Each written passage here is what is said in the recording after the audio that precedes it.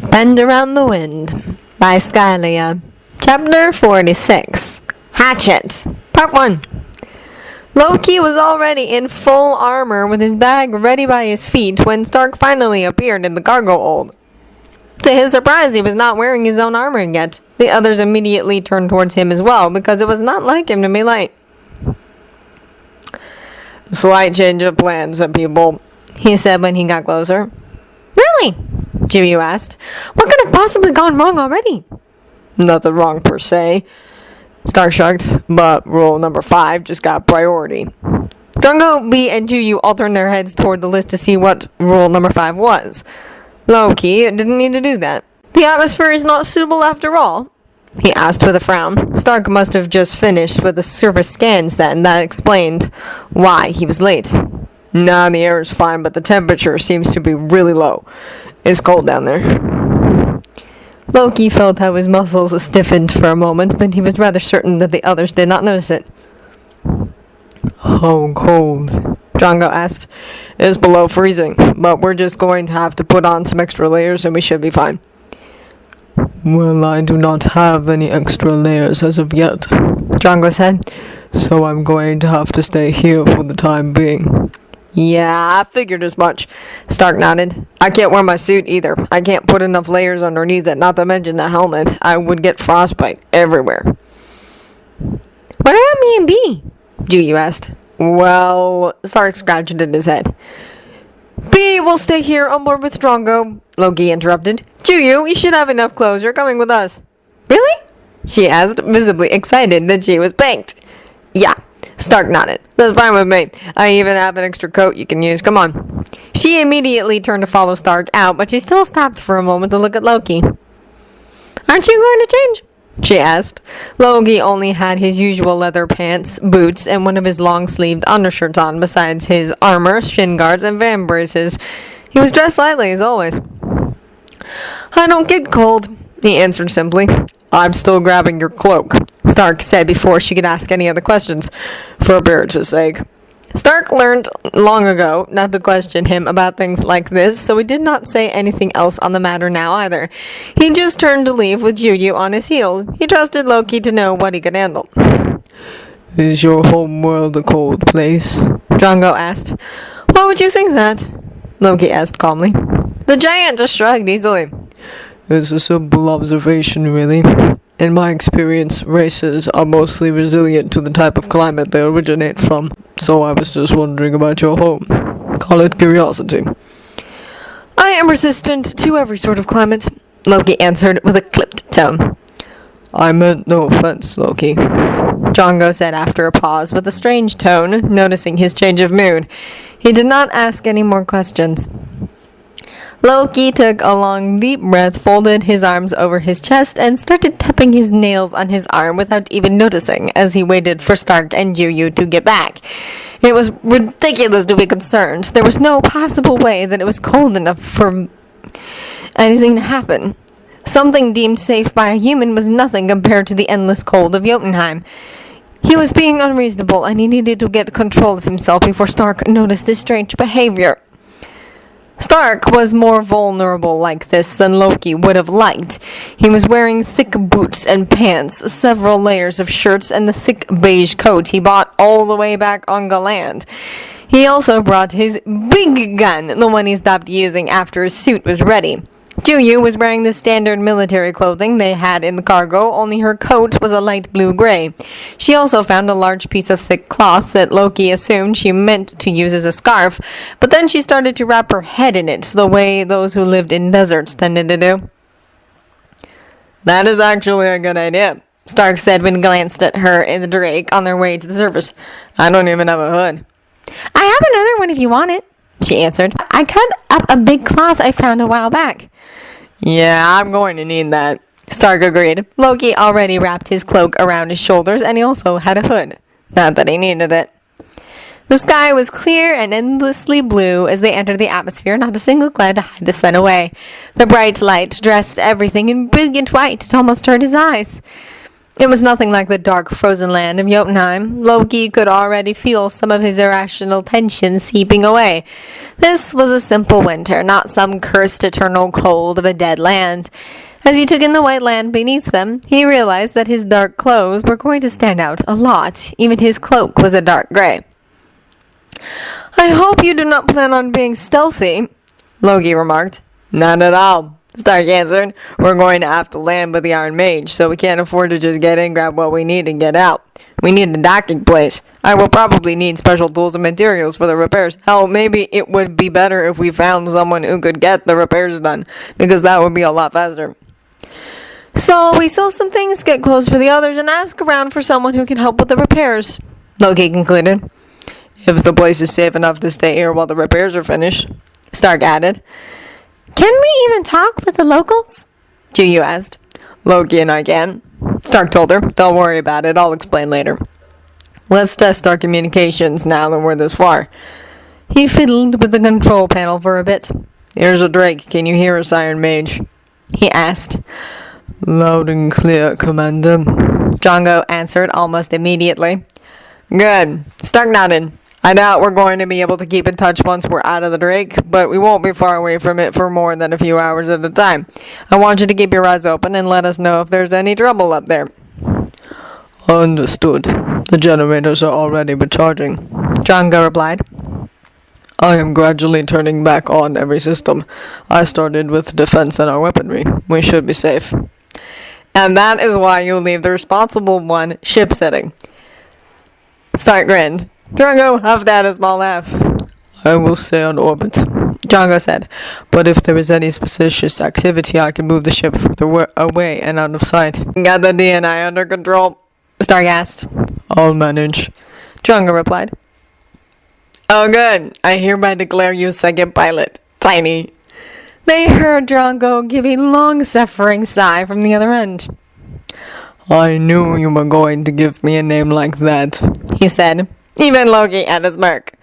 Well, I hope you like it, Stark told him. And I guess you can handle the landing too, then, if we find the right place. No need for me to fly all the way back, right? There should be no problem, the giant agreed. Great, I'll keep you posted, Stark said and cut off the line. I swear this guy knows everything. I'm starting to think that he's actually a robot. It really doesn't sound far-fetched. It would explain so much. What is my name? Juyu asked, her head appearing between Stark's and Loki's seats. You're Sentinel. You should remember that from my car, Stark replied. Oh, right. She nodded and pulled back. You're unusually quiet, Stark said then, and it took Loki a moment to realize that he was being addressed. For the most part, Asgard is the land of eternal summer, Loki said. I am not used to such a sight. Right, Stark drawled, turning his head forward again. If Loki did not know him this well, he might have mistaken his tone for simple acceptance. But he did know him better than that. His tone meant that he noticed Loki was not giving a straight answer, and he was only temporarily letting it go, since they had more important things to do. Loki resisted the urge to sigh. The city they were fast approaching was the largest settlement they have ever visited. They always chose smaller port towns before to keep out of sight and possible danger. This time they needed a bit more than just food and small tools, so they had to take a risk with a bigger city. This was one of the largest they could find on the planet. It was even visible from space. They had a better chance at finding everything they needed. Loki felt Juyu walk up to them in the front the second the city appeared on the horizon, and he wasn't sure if she had ever seen a place like this. There were tall, white, gray, and silver towers in the distance, most of them covered in glass windows, the glass reflecting the sun, dressing them up in bright lights. It reminded him more of Midgardian cities than of the golden towers of Asgard. From the look on Stark's face, it reminded him of his home as well. That is enormous! Juyu breathed. How many people live in such a place? Probably millions, Stark replied. On Earth, we call this a metropolis. A mother city, Loki mused. Quite fitting. How are we going to find anything? Juyu asked. I'm a New Yorker, Stark said right away with a cheerful tone. No big city is going to be a problem. If I can handle Manhattan in the summer and rush hour in Chinatown, I can handle anything. I have no idea what that means, Jinyu answered. You'll see. I plan to show you guys. I mean, Loki's already been there. Yes, my apologies. There's a story there. The girl looked at them both. Another time, Loki told her, oh yes, he had yet to share the story of his dark days with the rest of the crew. Just another delightful conversation in his future he can look forward to. Something silver appeared right next to them the next moment and startled Stark so badly that the whole drink wavered when he yanked his hand. Holy crap, that was fast, he exclaimed, looking at the other aircraft. The incoming signal notification was already blinking on the control panel, and Loki pushed down the buttons to allow communications to be established, while Stark stared at the vehicle. Welcome to Dalekanium, a pleasant female voice greeted. What are they saying? Jinyu asked right away, but Loki raised his hand to silence her. This is Air Control Unit 0051. The voice continued. Please state your order of business. Trade and repairs, Stark answered. Is your current aircraft in need of repairs? The voice asked. No, a cargo ship, Stark told her, sharing a look with Loki. Well, there was no reason to lie when they needed to land with a ship. Are you affiliated with any local, interstellar, or galactic military organization? No, Stark said. Strictly commercial. State your base of operations. There isn't one, Stark said after a short pause. We are constantly traveling. You fall under the jurisdiction of the Z-Dat Corporation. Please follow to the District 12 docking area. Thank you for your cooperation. The line immediately cut off, and the swift Silver Air Patrol moved in front of them to lead the way. What is happening? Jinyu asked. Are we concerned? Loki asked at the same time. I'm pretty sure this was standard procedure, Stark answered. A big city like this, they should get incoming traffic from space all the time. Plus, we're non-military. That usually means certain liberties. Unless they prefer military affiliation, Loki told him. Again, big city. There should be commercial ships arriving constantly. No need to get paranoid right away. Plus, they were using that polite administrator voice, not the fake, polite police voice.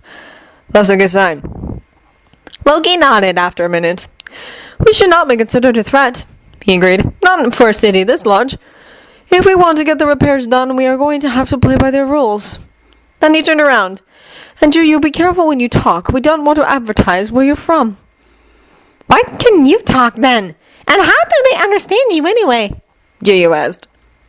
It's a special magic thing Loki and I have, Jew, Stark said. And Loki's right. We know Skrulls don't have the best reputation, so it's better to keep quiet. All right, but I'm going to ask about this magic thing. Again, she said. It's not the first time I noticed. Fine, but later, Stark told her. She nodded again and moved away from their seats. The rest of the flight they spent mostly in silence as they followed the air patrol to the city.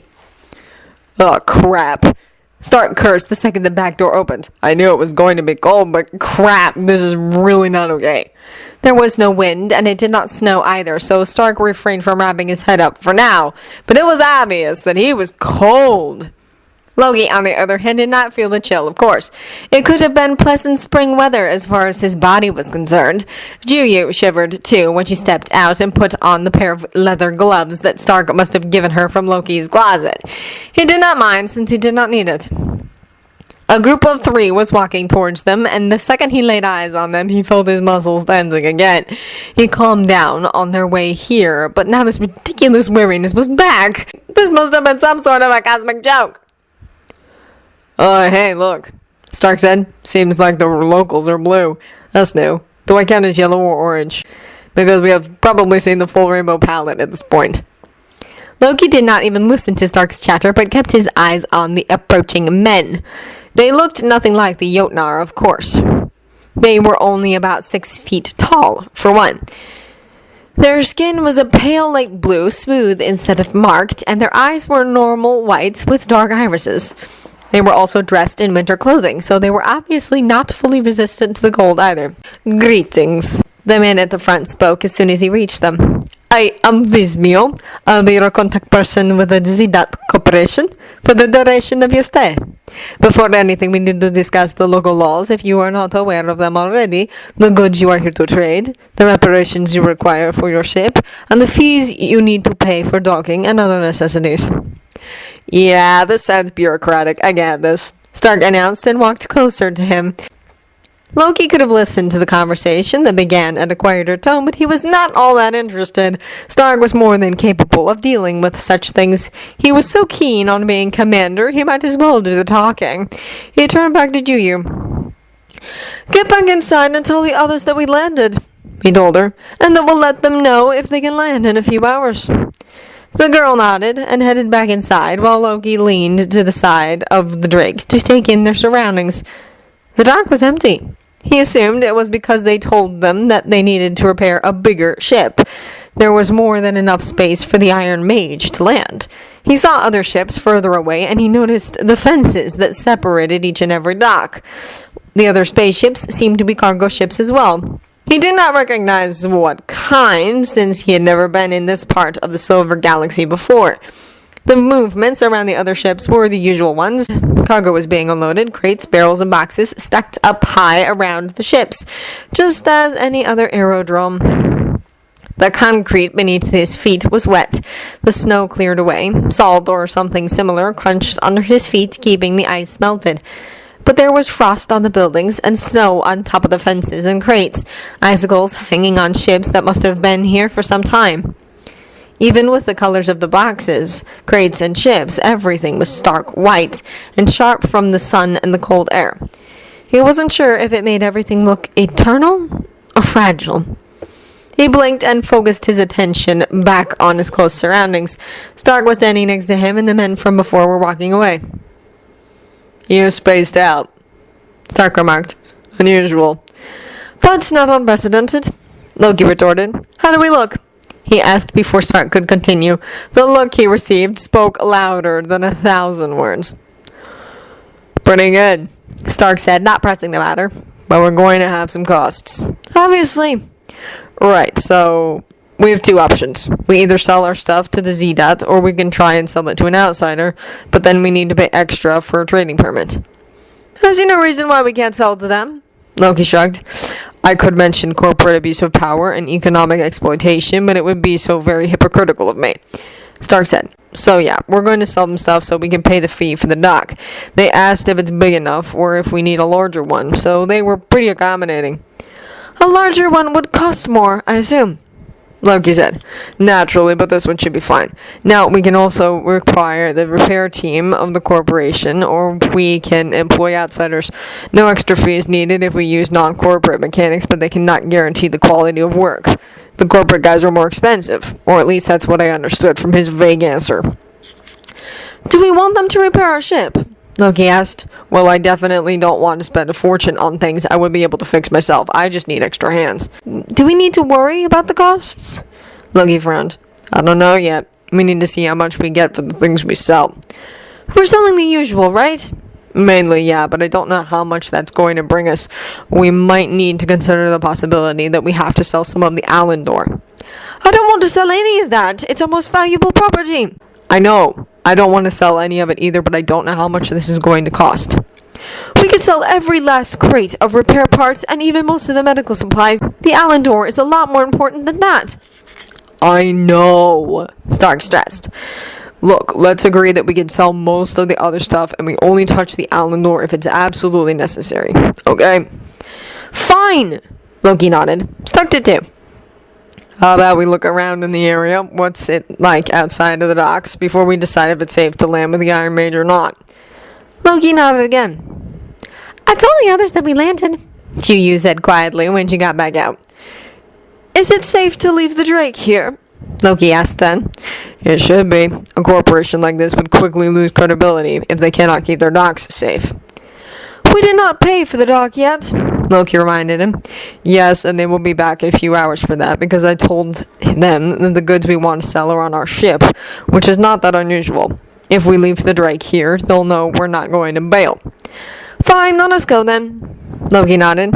We need to leave everything here that doesn't qualify as light weaponry, Stark added as he held up his gun to take it back inside. Loki had his blades and his usual sidearm, while Juyu carried another small gun strapped to her side.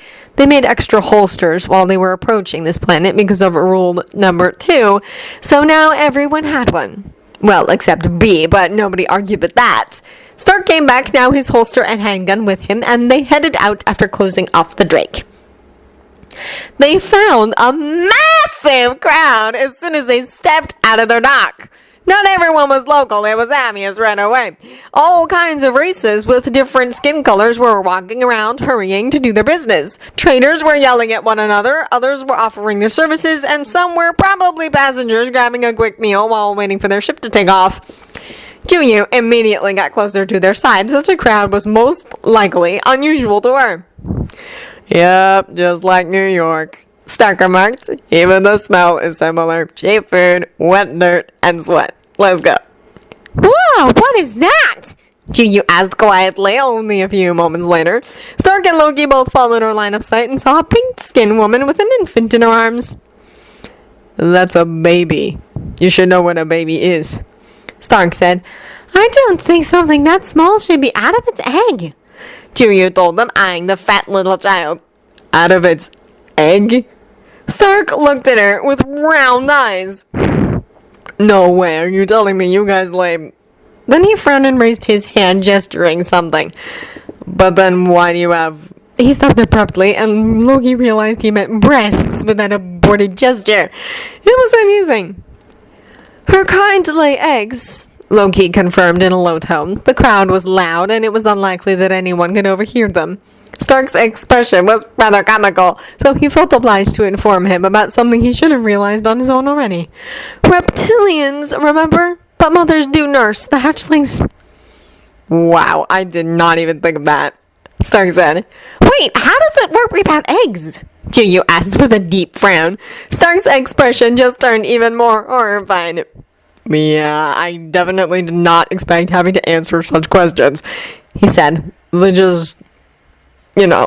inside the body of the mother and then come out when they're big enough. No eggs. Loki couldn't stifle his laugh at that excellent explanation and Stark glared at him for it. Ah! Juyu grimaced. That sounds disgusting! Stark did not seem to know how to react to that, and Loki just laughed some more. Let's just keep going, Stark grumbled then. No more procreation talk. Juyu still stared at the infant for a few moments before they got out of sight. Nothing seemed suspicious to Loki as they continued their walk. Different races mingled, and while he spotted some armed guards once in a while and assumed there was some sort of surveillance system in the area, there was nothing over the top. In fact, well-functioning law enforcement was to their advantage. In this situation, they needed to be safe for as long as they had to remain here. They spent a little more than an hour exploring the area, and they did not encounter anything that was reason enough to leave without getting their repairs done. Stark seemed to be of the same opinion, otherwise he would have spoken up already. Okay, I'm freezing. Let's get back to the Drake and tell the others to land with the ship. Stark spoke up after some time. I doubt we're going to find a better place to fix the Iron Mage. I agree. Loki nodded. It was really not worth the risk to search for a different place. But then... Loki! Someone called from the crowd behind them. He stiffened immediately and Stark almost stumbled in surprise. He forced himself to keep going.